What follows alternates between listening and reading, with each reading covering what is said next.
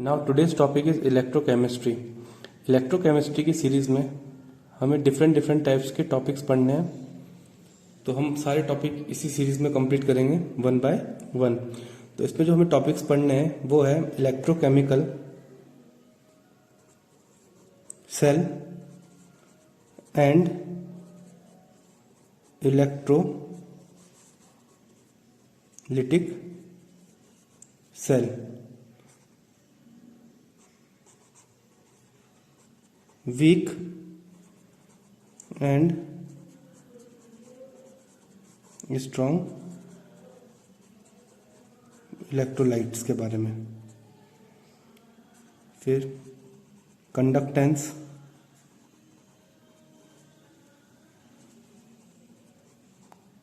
Conductivity and इनकी calculations.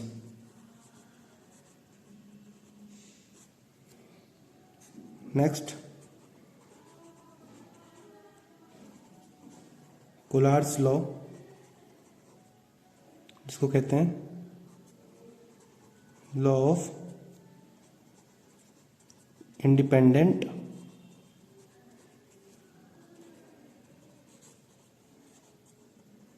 Migration of ions.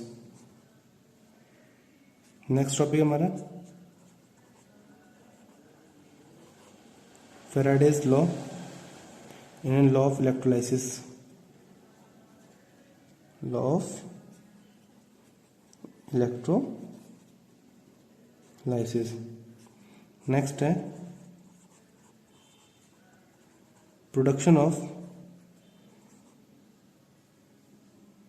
Product of electrolysis.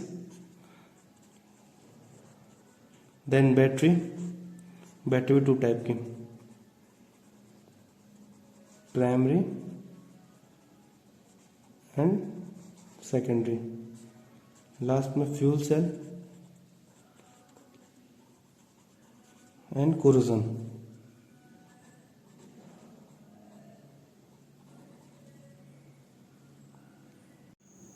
Electrochemistry होती क्या है? Electrochemistry is a branch of chemistry which deals with the production of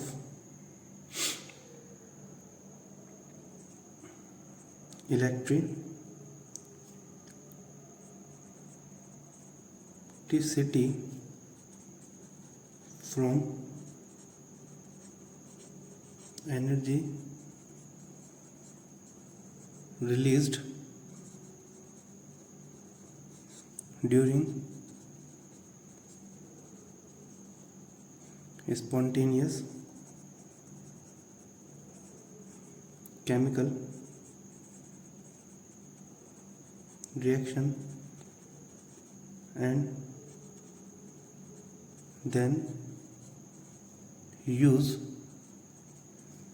of electric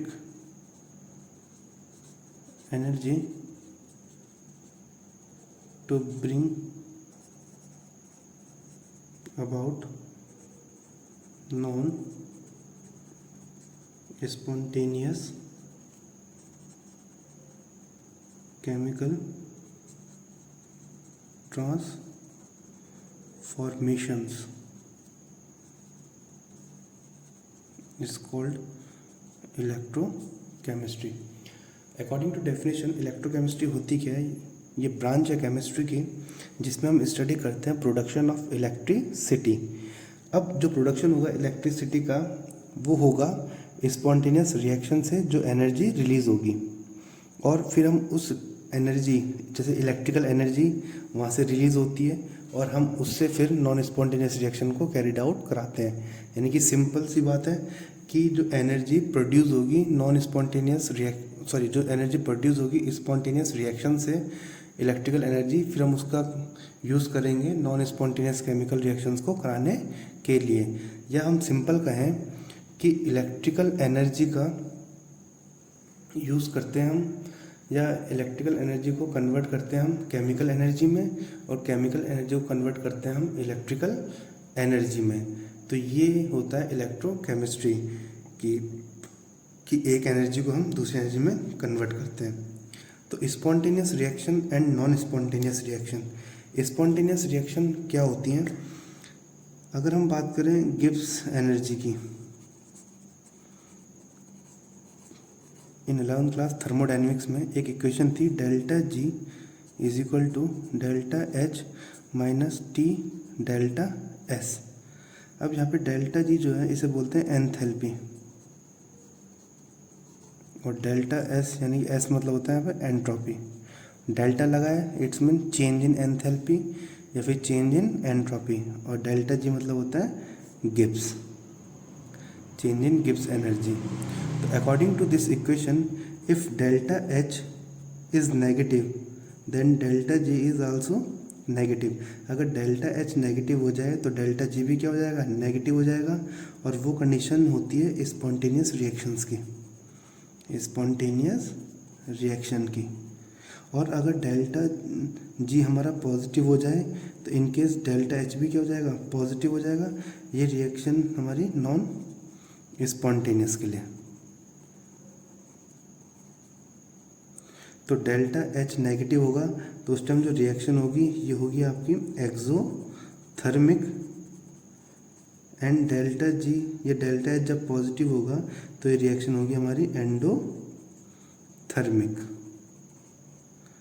अब spontaneous reaction होती क्या है, ये तो एनर्जी के हिसाब से बता दिया हमने। अगर हम जनरल बात करें, स्पॉन्टेनियस रिएक्शन वो होता है जिसमें no need of external energy.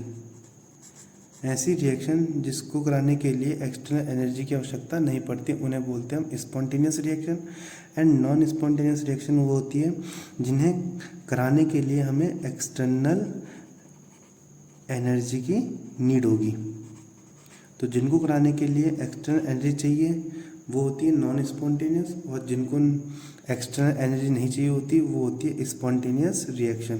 For example melting of ice, ice का मेल्ट होना ये स्पॉन्टेनियस है, और वाटर का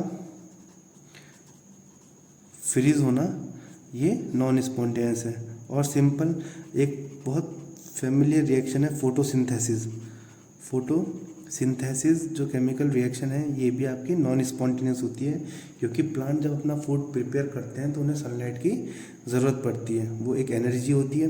तो जिन रिएक्शंस में एनर्जी चाहिए होती है एक्सटर्नल वो होती है नॉन स्पॉन्टेनियस, और जिनमें नहीं चाहिए होती है एक्सटर्नल एनर्जी वो होती है हमारी स्पॉन्टेनियस रिएक्शन। तो स्पॉन्टेनियस रिएक्शन में डेल्टा एच क्या होगा? नेगेटिव होगा, और वो रिएक्शन कंडीशन कैसे होगी? एक्सोथर्मिक, यानी कि वहाँ से हीट जो है वो रिलीज हो रही होगी। और अगर हमारा डेल्टा एच पॉजिटिव है इट्स मीन रिएक्शन नेचर जो होगा वो होगा एंडोथर्मिक, और उसको हीट की ज़रूरत है या एनर्जी की ज़रूरत होती है। तो ये छोटा डिफरेंस है स्पॉन्टेनियस और नॉन स्पॉन्टेनियस में। अकॉर्डिंग टू डेफिनेशन वही बात इसमें कही है कि production of electricity from energy release during spontaneous chemical reaction. अब स्पॉन्टेनियस केमिकल रिएक्शन से जो एनर्जी रिलीज होती है उस एनर्जी का हम यूज़ करते हैं to carried out non spontaneous reaction. ये पूरा जो बेस है ये है इलेक्ट्रोकेमिस्ट्री की। इलेक्ट्रोकेमिस्ट्री होती क्या है? इलेक्ट्रोकेमिस्ट्री एक ब्रांच है केमिस्ट्री की जिसमें हम प्रोडक्शन पढ़ते हैं इलेक्ट्रिसिटी का। अब स्पॉन्टेनियस और नॉन स्पॉन्टेनियस आपको समझ आ गया होगा। स्पॉन्टेनियस वो होता है जिसमें no need of external energy, और नॉन स्पॉन्टेनियस वो होता है जिसमें नीड होती है एक्सटर्नल एनर्जी की। अब delta H negative positive I hope आपको समझ आ गया होगा। इलेक्ट्रोकेमिस्ट्री जो चैप्टर है ये बेस्ड है रिडॉक्स रिएक्शन पे।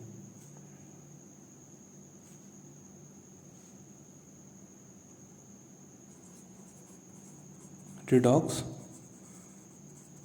रिएक्शन, या इसको कहते हैं हम डिसप्रोपोर्शनेशन रिएक्शन।